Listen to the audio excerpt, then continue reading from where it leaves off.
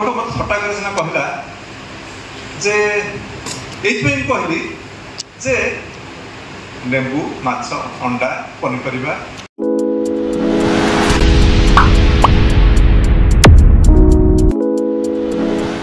कृषक उन्नति पई क्रेता और विक्रेता कर्मशाला उन्नत कृषि कार्य पई जिलार 12 जन चाषी पुरस्कृत।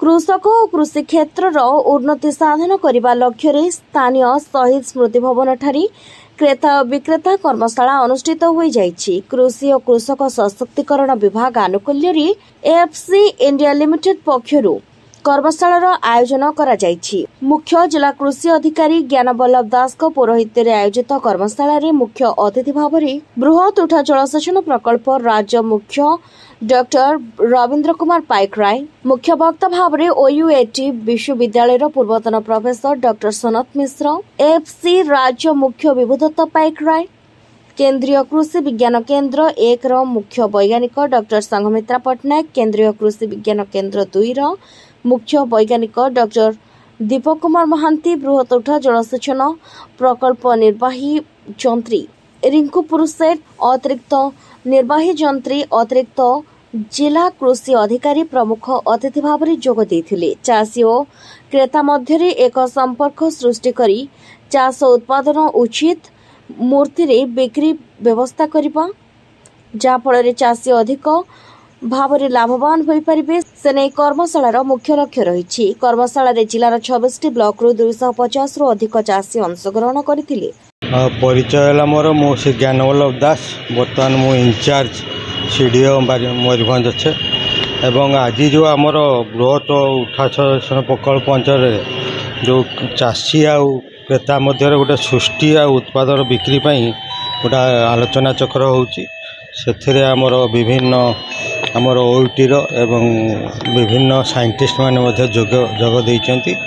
तेणु आज मुख्य लक्ष्य है जे जो माने आमर चाषी माने जो उत्पादन करचंती ताकू किंतु आम बजार को आम कि पहुँचाई पारिबा, बजार तांकर सृष्टि करि पारिबा जहाँद्वारा कि चाषी तार जिनस ठीक भाव बिक्री करि पारिबो, ठीक दाम रे बिक्री करिबो एवं ता धरु लाभ मध्य ठीक पाइ पारिबो। रविंद्र कुमार पाइकराय, पूर्वतन अध्यक्ष ओडिशा कृषि वैषयिक विश्वविद्यालय भुवनेश्वर एवं मोर अवसर पर मु ओडिशा सरकार जो फसल विविधीकरण योजना रही से राज्य परिचालक हिसाब से कार्य करुच्ची।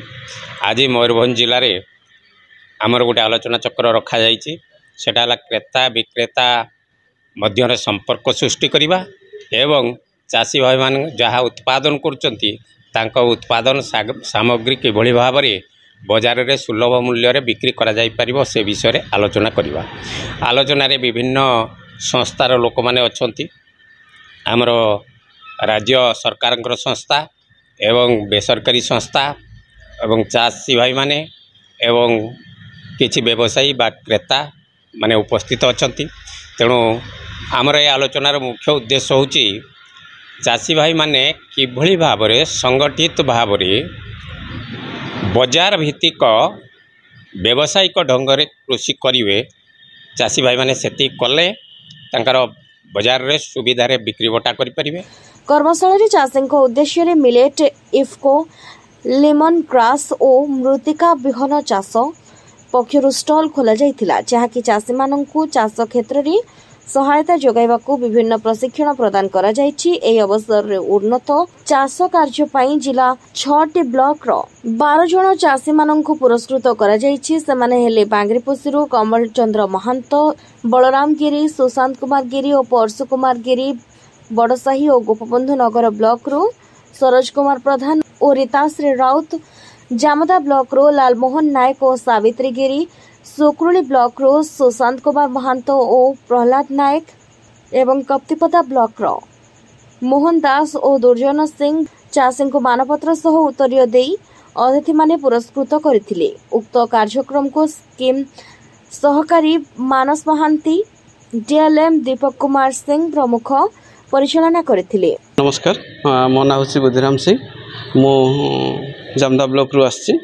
आ जामदा ब्लॉक रे हमर दुलाल तरफ जो कार्यक्रम जो चली बहुत गुड़ा पनीपरिया सब करा होछि। तो से आमे जो करुले आमे निजे निजे करूले एवं जे सरकार तरफ जो साहाय्य आमको दिया होची सेथिरे आमे बहुत खुशी अच्छु आ बहुत भलरे आमे समस्ते करिपारुछु तेणु सरकार को मु बहुत बहुत धन्यवाद देवी ए प्रोग्रामटा करिया। मयूरभंज जिल्लारो घासराम बेहरा रिपोर्ट दिगंत न्यूज।